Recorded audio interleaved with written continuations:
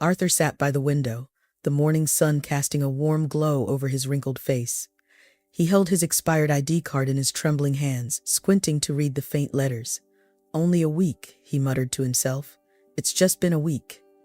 His wife Margaret was resting in their small bedroom, her breathing shallow and labored. The nurse had left early that morning, leaving behind a somber warning. "She needs her medication today, Arthur. She can't miss another dose." Arthur felt a wave of anxiety wash over him. He had to get to the bank. He stood slowly, joints creaking in protest, and made his way to the hallway mirror.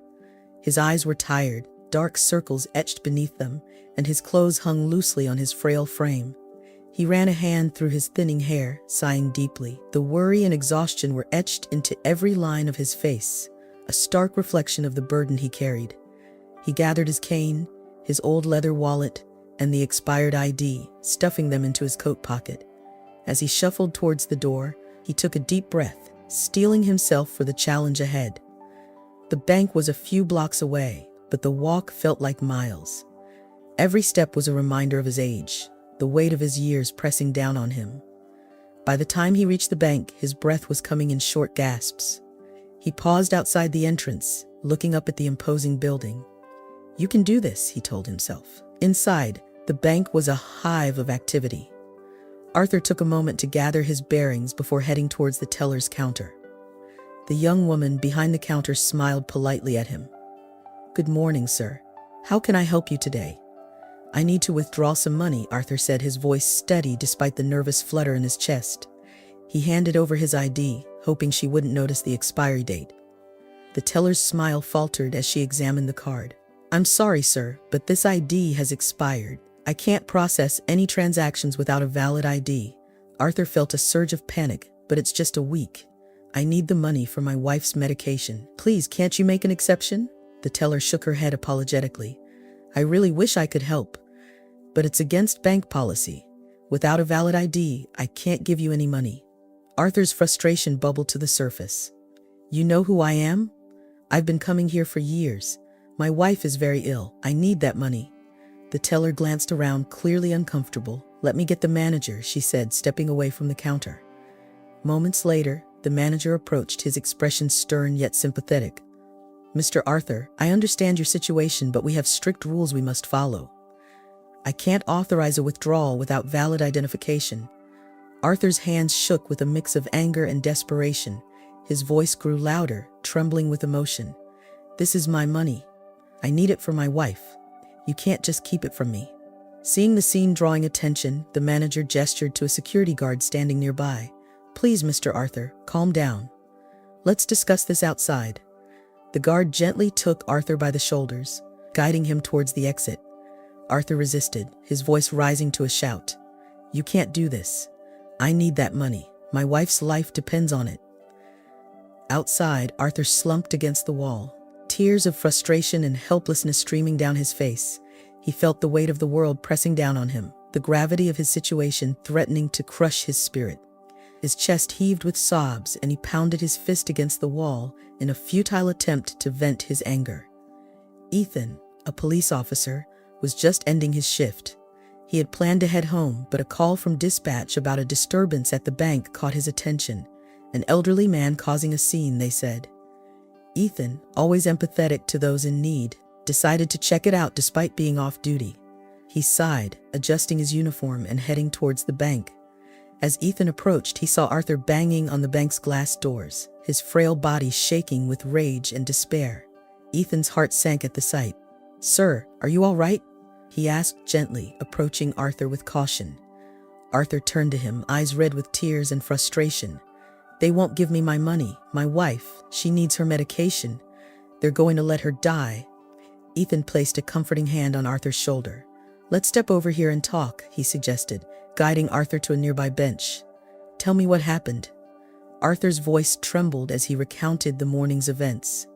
"I've been coming to this bank for years. My ID expired just a week ago, but they won't let me withdraw any money. I need it for my wife's medication. She's very sick. They just don't care." Ethan listened intently, his expression softening with understanding. "I see. It sounds like a tough situation, Mr. Arthur." "Arthur Wells." All right, Arthur, my name is Ethan. Let's get a cup of coffee and figure this out, okay? They walked slowly to a small cafe across the street. Ethan ordered 2 coffees and sat down with Arthur, who was still visibly upset. I don't understand why they can't just give me my money, Arthur muttered, his hands shaking as he lifted the cup to his lips. It's the policy, Arthur. They have to follow certain rules to keep everyone safe. But that doesn't mean we can't find a solution, Ethan said, trying to reassure him. Arthur's frustration bubbled over. Policies, rules. My wife doesn't have time for their damn rules. She needs her medicine now. Ethan leaned in, his voice calm and steady. I know, Arthur, and I promise we'll figure something out. Tell me more about your wife. What's her condition? Arthur's eyes welled up with tears again. Margaret, she's everything to me. We've been married for 65 years. She's been so strong through it all, but now she's fading. The medicine is the only thing keeping her going. If I don't get it to her today, Ethan nodded reassuringly. I need to understand the full picture to help you properly. Arthur began slowly, his voice quivering with emotion. Margaret and I have been married for 65 years. We've had a good life together, but these past few years have been tough. She's been battling a chronic illness, and it's only gotten worse. The medication she needs is expensive, and we've run out of savings. Ethan leaned in, listening intently. What about your family? Do you have anyone else who can help? Arthur shook his head. We never had children. Our nieces and nephews are scattered across the country living their own lives. It's just been me and Margaret always. I used to be able to take care of everything, but now I feel so helpless. Ethan placed a hand on Arthur's shoulder. You're not helpless. You're doing everything you can for her, and I'm here to help you now. We'll get through this together. Arthur looked up, a glimmer of hope in his eyes. Thank you, Ethan. Truly. Ethan nodded, formulating a plan. All right, here's what we'll do. First, we need to get you a temporary ID. There's a licensing department not too far from here. I'll drive us there and we'll get this sorted. Arthur hesitated. Do you really think they'll help? I've heard it can take weeks to get a new ID. Ethan smiled confidently. I've got a few connections. Let's see what we can do. They left the cafe and Ethan led Arthur to his car. The drive to the licensing department was filled with stories of Arthur and Margaret's life together. Ethan learned about their adventures, their love for gardening, and the small joys they found in each other's company. The more Arthur shared, the more Ethan felt a deep determination to help this couple who had endured so much together. When they arrived at the licensing department, they were met with the usual bureaucratic resistance. The receptionist, a stern-looking woman with glasses perched on the edge of her nose, barely glanced at them. You need an appointment, she said flatly. Next available slot is in 2 weeks. Arthur's shoulders slumped, but Ethan stepped forward. Ma'am, this is an urgent situation. Mr. Wells here needs a temporary ID to access his bank account. His wife's life depends on it. The receptionist sighed, clearly used to such pleas. I understand, sir, but there are procedures we must follow. Ethan leaned in, lowering his voice but keeping it firm. Listen, I'm Officer Ethan, and I'm asking for your help. Just this once, bend the rules. If not for me, then for a man who's been through enough already. The receptionist's eyes softened slightly at Ethan's earnestness. She hesitated, then nodded. All right, let me see what I can do. They waited anxiously as the receptionist disappeared into the back office. Arthur fidgeted nervously, glancing at Ethan. Do you think she'll help? Ethan smiled reassuringly. I think so. Sometimes people just need to see that someone cares. After what felt like an eternity, the receptionist returned with a supervisor. The supervisor, a middle-aged man with a kind face, approached them. Mr. Wells, I understand you need a temporary ID urgently. Arthur nodded, his voice barely above a whisper. Yes, sir. My wife is very ill. I need to get money from the bank to buy her medication. The supervisor nodded thoughtfully. All right, we'll expedite the process. It won't be a permanent ID. Is that acceptable? Arthur's eyes filled with tears of relief. Thank you. Thank you so much. Ethan shook the supervisor's hand. You've no idea how much this means to him. Thank you. The process of getting the temporary ID had taken far longer than expected. Arthur and Ethan had spent nearly 4 hours at the licensing department, enduring the slow grind of bureaucracy. As they waited, Arthur became increasingly agitated. pacing the floor and checking his watch every few minutes. Ethan tried to keep Arthur calm, sharing stories to pass the time, but the anxiety was palpable. Finally, they were told that Arthur's temporary ID would be ready soon. However, just as relief began to set in, Arthur's phone rang. He fumbled to answer it, his hands shaking. "Hello? Mr. Wells, this is Nurse Jane. Margaret's condition has deteriorated. We need that medication immediately." Arthur's face drained of color. "Oh God, no. I'm at the bank right now. I'm getting the money. Please just hold on." Ethan, noticing the panic in Arthur's voice, took the phone from him. "Hello, this is Officer Ethan. We're working on getting the medication. How much time do we have?" Nurse Jane's voice was urgent. "Not long. She needs it within the hour." Ethan nodded, his expression grim. "Understood. We'll make it happen." He handed the phone back to Arthur, who was now visibly shaking. "Arthur, listen to me. I'm going to call my colleagues to get the medication delivered to your home. Stay calm." Arthur nodded, though his eyes were wide with fear. Ethan stepped aside and made a quick call. "Dave, it's Ethan. I need a favor, urgently. There's an elderly woman who needs her medication right now. Can you get it to 421 Maple Street as soon as possible?" Dave's response was immediate. "I'm on it. Consider it done." Ethan returned to Arthur, who was anxiously looking at the clock. "The medication is on its way. Dave will make sure it gets to your home." Arthur's eyes filled with gratitude, but the fear didn't leave his face. "Thank you, Ethan. I don't know what I'd do without you." "We're in this together," Ethan reassured him. "Now we need to get back to the bank and get that money. I'll speak to the staff myself. Your temporary ID isn't ready yet, but I'll vouch for you." Arthur hesitated. "Do you think it will work?" They were so strict about the rules. Ethan placed a firm hand on Arthur's shoulder. "We don't have another choice. Let's go." They hurried back to the bank with Arthur's heart pounding in his chest. Every step felt like a marathon, each second ticking away painfully.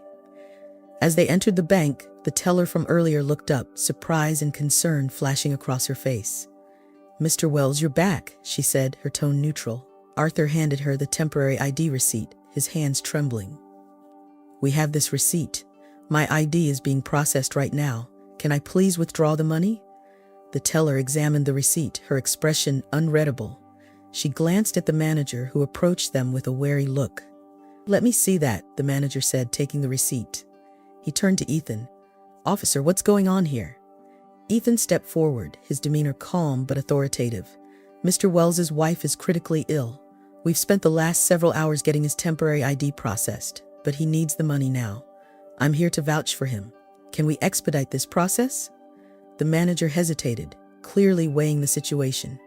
"It's against our policy to release funds without a valid ID." Arthur's frustration boiled over. "Please, my wife's life depends on it. She needs the medication now."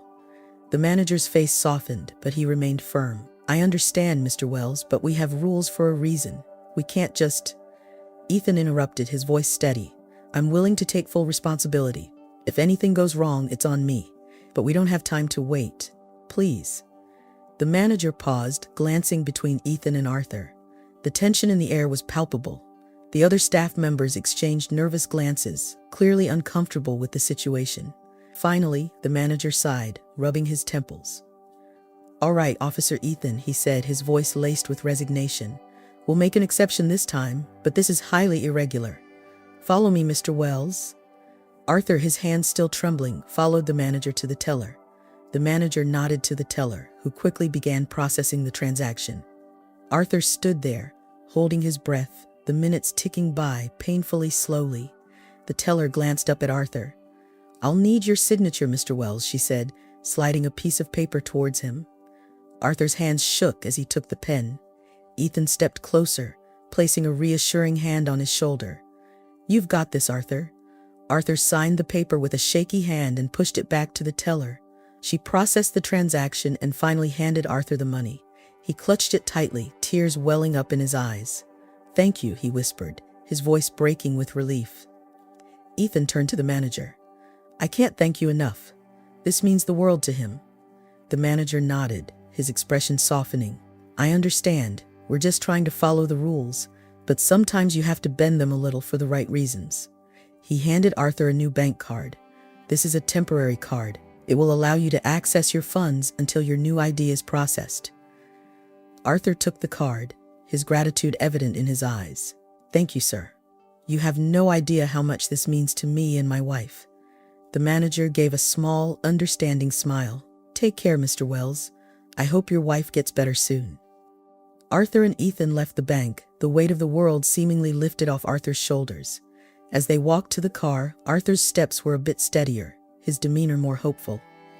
Let's get this money to Margaret, Ethan said, opening the car door for Arthur. As they drove towards Arthur's home, Ethan's phone buzzed. He answered it on speaker, glancing at Arthur. Hello, this is Ethan. Hey, it's Dave. Just wanted to let you know I've delivered the medication to 421 Maple Street as requested. The nurse confirmed it's been administered, and she said Margaret is stable now. Arthur's eyes filled with relief. Thank you, Dave. You saved her life. No problem, Arthur, Dave replied. Glad I could help. Ethan smiled, feeling a weight lift off his shoulders. Thanks, Dave. We owe you one. They pulled up to Arthur's house where Nurse Jane was waiting at the door. She gave a nod, her face showing signs of the stress that had been alleviated. Margaret is stable. The medication is working. Arthur stumbled out of the car, nearly dropping the money in his haste. Thank God. Thank you, Jane. Thank you, Ethan. Let's not waste any more time, Ethan said. You go inside and be with Margaret. I'll take care of the rest. Arthur nodded, his gratitude evident, but his focus entirely on his wife now. He hurried inside, leaving Ethan to organize the practicalities. Ethan turned back to Jane. Do they have everything they need for the next few days? Jane shook her head. Their pantry is nearly empty. They need groceries and more medication to last the week. Ethan nodded. I'll take care of it. Can you stay with Margaret while I run these errands? Of course, Jane replied. She's in good hands. Ethan drove to the nearest pharmacy first. The pharmacist recognized him and after a brief explanation, filled Margaret's prescription quickly. Ethan thanked her and headed to the grocery store next. He pushed the cart through the aisles, picking out essentials. Bread, milk, fruits, vegetables, and a few treats he hoped would lift Arthur's spirits. As he loaded the cart, he thought about the couple and how they'd been struggling alone. Returning to Arthur's house, he found Jane still at Margaret's side, her condition steadily improving. Arthur met him at the door, his eyes wide with surprise at the sight of the bags. You didn't have to do all this, Arthur said, his voice thick with emotion. Ethan shook his head. Yes, I did. You need to focus on Margaret. Let me help with the rest. They unpacked the groceries together, filling the shelves in the fridge. Ethan noticed how bare the cupboards had been, a stark reminder of how close to the edge the couple had been living. Once everything was put away, Ethan set about preparing a simple meal. He made sandwiches and a fresh salad, then heated some soup he'd picked up at the store. When it was ready, he brought the food to the living room, where Arthur and Margaret sat. This looks wonderful, Arthur said, his voice cracking. Just a little something to keep you going, Ethan replied. He set a tray in front of Margaret. Try to eat a little, Margaret. You need your strength. Margaret managed a weak smile. Thank you, Ethan, for everything. As they ate, Arthur and Ethan talked quietly. The immediate crisis had passed. Ethan knew there was more to be done. He promised to check in regularly to ensure they had everything they needed. Arthur, for his part, was overwhelmed by the support. You've done so much for us, Arthur said, looking at Ethan. How can we ever repay you? Ethan shook his head. No repayment needed, Arthur. Just focus on getting Margaret well. The evening drew to a close, and Ethan made sure everything was in order before he left. He gave Arthur his number and made him promise to call if they needed anything, no matter how small. Driving home, Ethan felt a sense of fulfillment. He'd made a difference, and that knowledge was deeply satisfying. As he pulled into his driveway, Ethan reflected on the day's events. It had been challenging, but also rewarding. The next morning, Arthur awoke to the sound of birds chirping outside. He glanced over at Margaret, who was still asleep, but looking more peaceful than she had in days.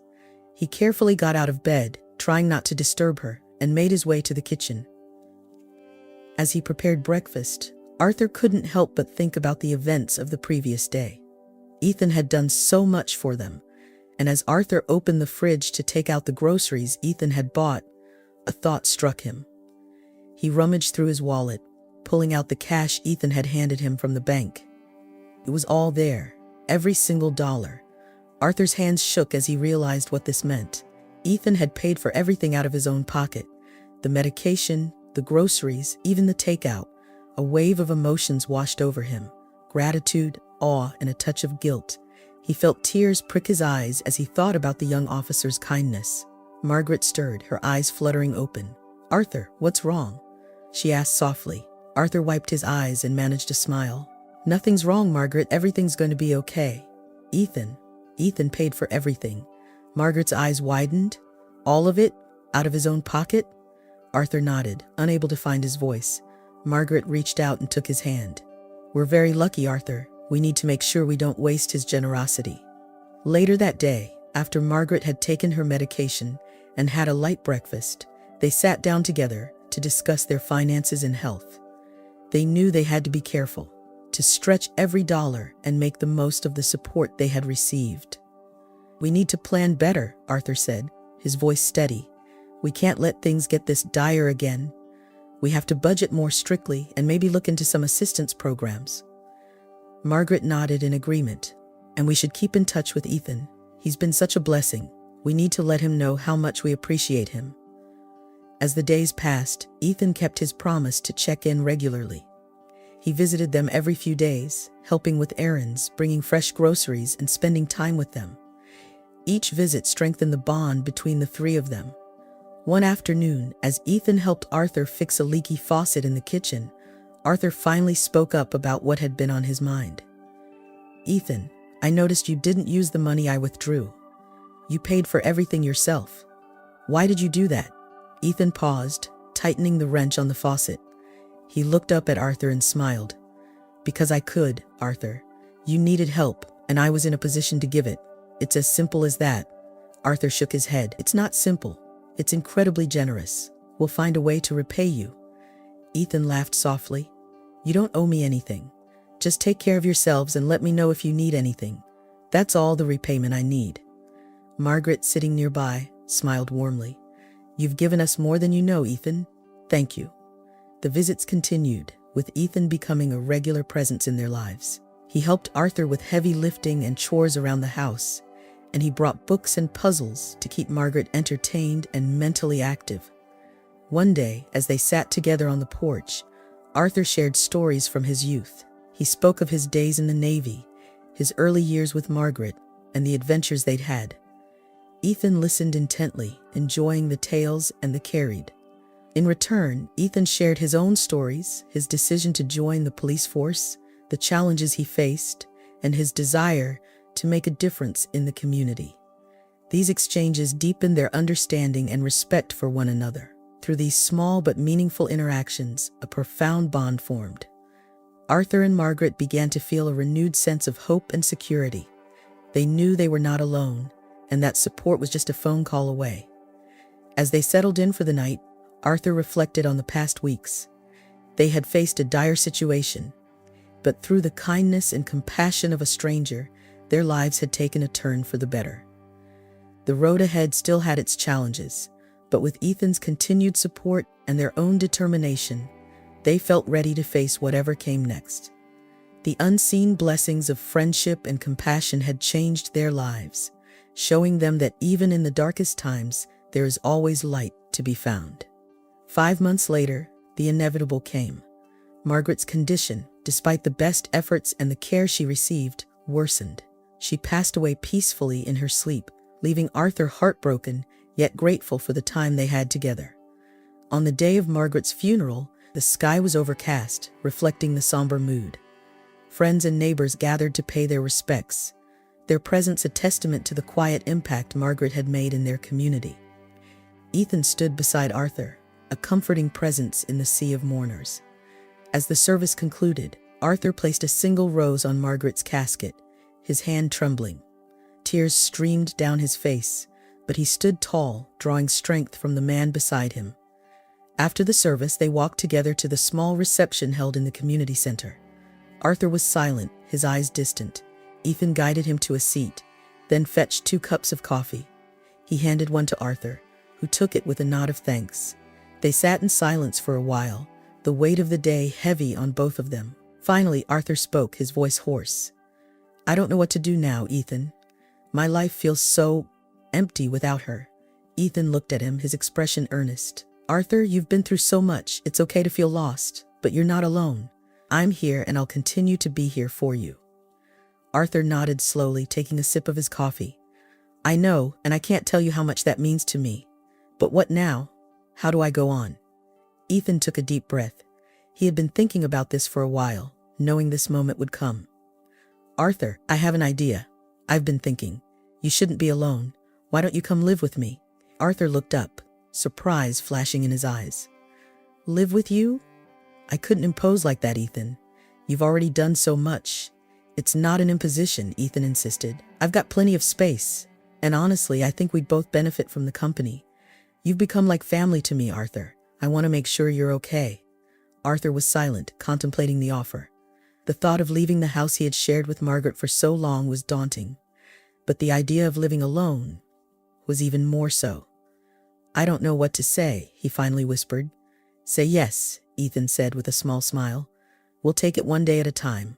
We can sort through your things together, keep what's important, and make new memories. Margaret wouldn't want you to be alone, would she? Arthur shook his head, tears welling up again. No, she wouldn't. She always worried about me being on my own. Then it's settled, Ethan said firmly. You'll move in with me. We'll get through this together. Arthur nodded, a faint smile breaking through the grief. Thank you, Ethan. You've been more than a friend. I don't know how I'll ever repay you. You don't have to repay me, Ethan replied. Just keep being the amazing person you are. That's all I need. Over the next few weeks, Ethan helped Arthur sort through his belongings. They packed up cherished mementos, photos, and keepsakes, ensuring Margaret's memory would be honored in Arthur's new home. The process was emotional, filled with tears and laughter as they reminisced about the past.